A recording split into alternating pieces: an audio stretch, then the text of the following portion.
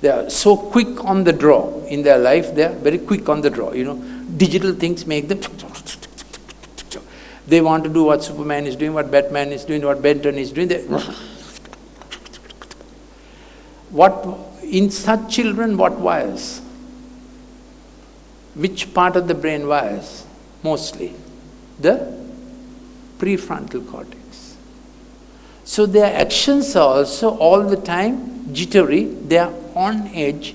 Their impulsivity is, even when they are not doing something, it is as if they are doing something. Have you seen children like that?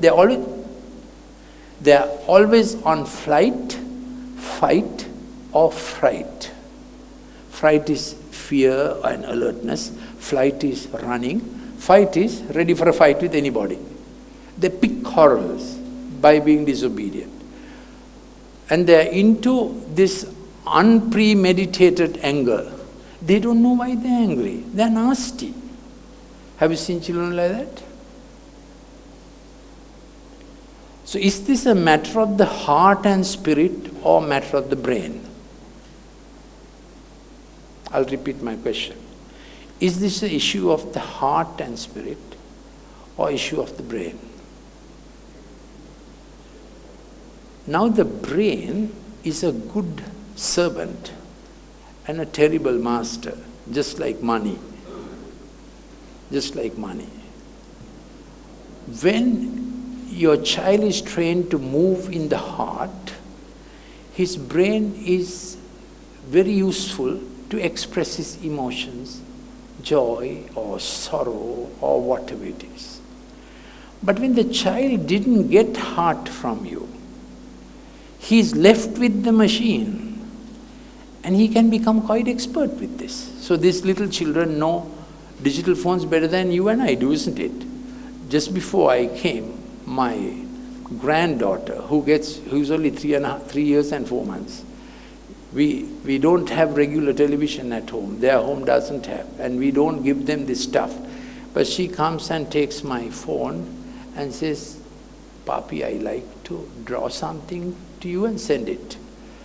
So she's so sweet, irresistible. I gave her Viber. And I tell her, "The drawing thing is not there, no, darling." She says, No, you have to do like this, chick, chuk, chuk, the drawing thing comes up. Doodle. Did you know Samsung has Doodle? I also knew, but I did not know how to get it. She gets it out and she draws it and presents me a face. Now you keep doing that, that child is getting addicted to such stuff. So these children are jittery, and in their prefrontal cortex they are overwired. Now let me get to my slides. Next slide is about brain area.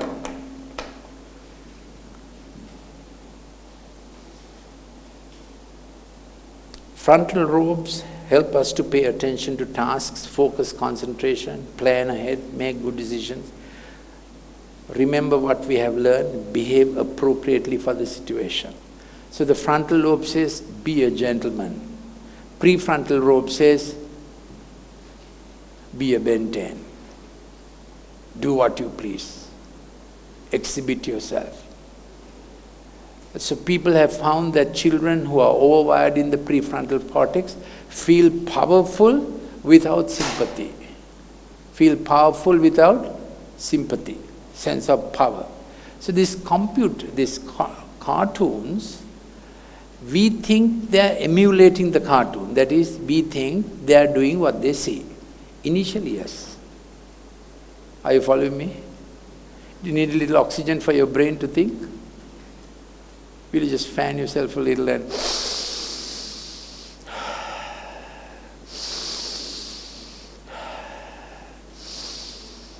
initially when they watch cartoons, they do the cartoon, emulation, imitation.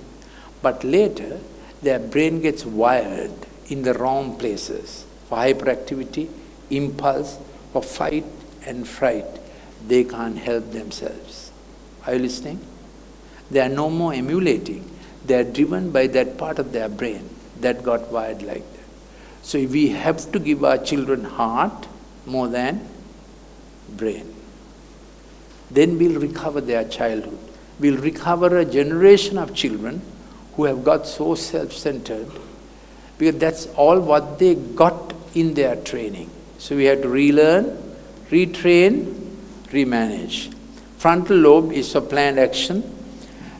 The inhibitory mechanisms of the cortex. You have got this, I think. May I have some water? You have got this A4 sheet, which is on the PowerPoint. The inhibitory mechanisms of the cortex keep us from being hyperactive, from saying things out of turn. They help us to inhibit our behaviors. It has been said that 70% of the brain is there to inhibit the other 30%. Thank you. The limbic system is the base of my emotions and a highly vigilant lookout tower. If overactivated, a person might have wide mood swings, quick temper outbursts. He might also be over-aroused, quick to startle, touching everything around him, hyper-vigilant. Now, did you understand this? This is the ADHD phenomenon. As I told you at the beginning, I don't want to use the word ADHD, but it becomes a label, doctor's diagnosis, doctors prescribe it, then children can't be taken out of the chemical prison. Already their brain is hyperwired and chemically overactive. All kinds of neurochemical transmitters are working overtime in their brain. Even their blood cortisol levels are high. That's why they are into risk-taking. They get involved in brawls. Recently I had a couple, they said their child does somersaults like an army commando. Child is only 5 years old, 5 years old, entering school next year.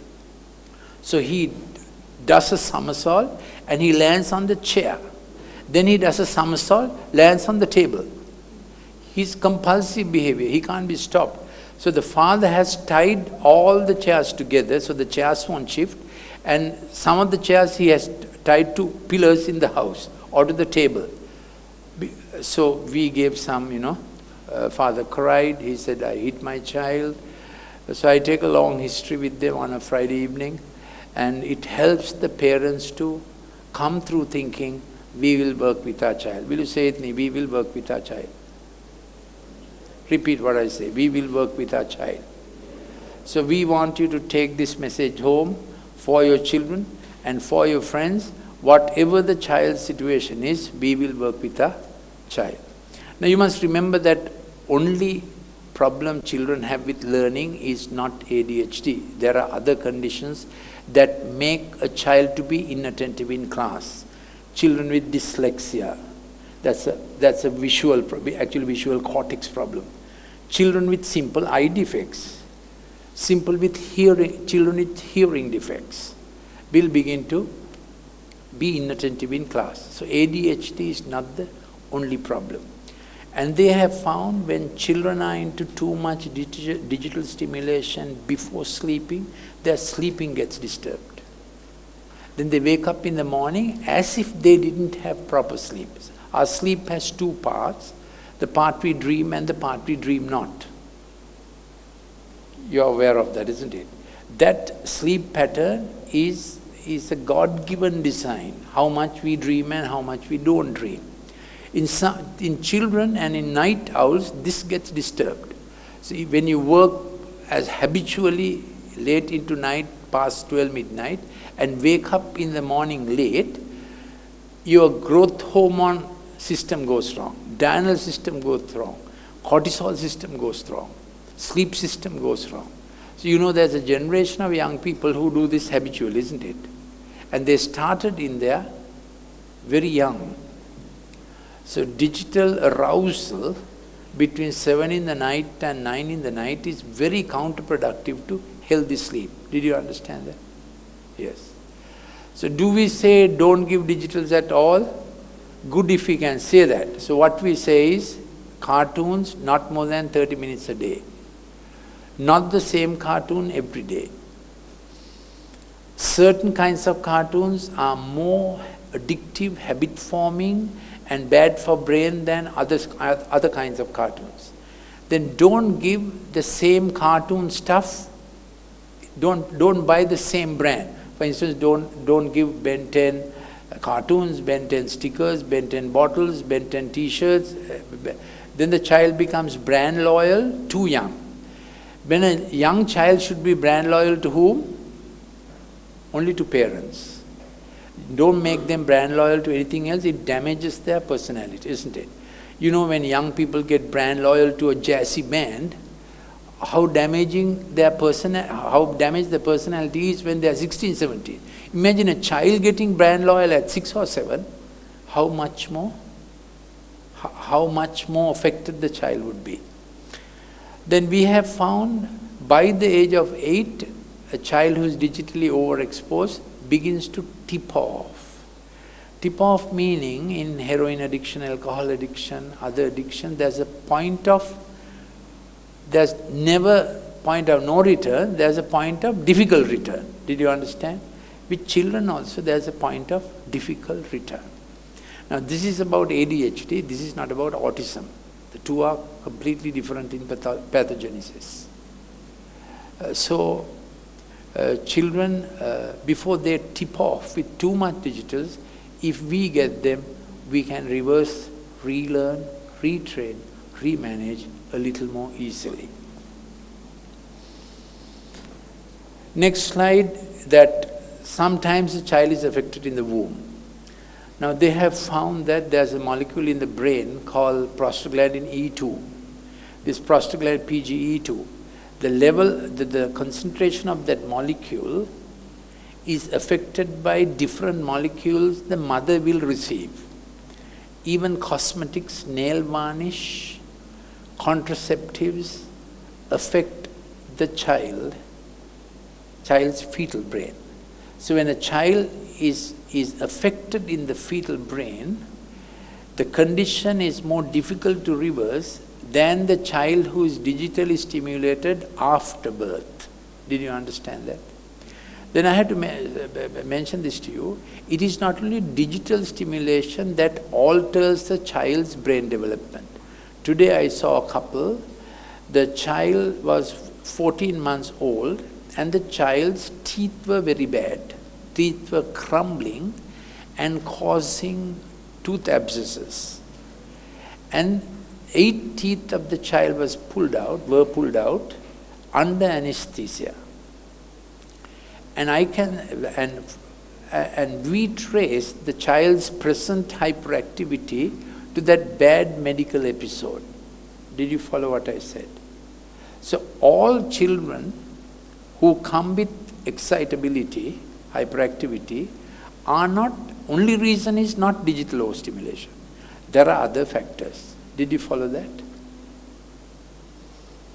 Some children are affected in the mother's womb. Cartoons have a color, next slide, cartoons, have a color mix different to nature. Now, you know, nature has very mild colors. Sky is blue, grass is mild green, trees are brown, flowers are occasionally red, purple, yellow, very little bit of brightness. That's what a child would see in nature. What do cartoons look like? Black, purple, orange, screaming at them, a frequency that affects their visual cortex. Even good cartoons. Are you following me? Then the sound frequencies. 40% of the present earphone generation is tone deaf.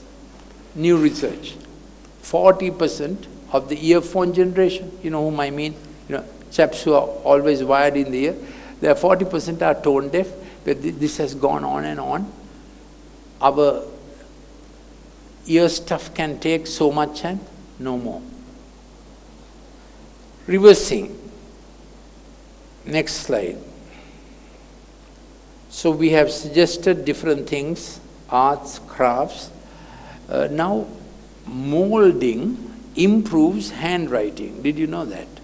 Molding improves handwriting. Nowadays, people prefer clay molding and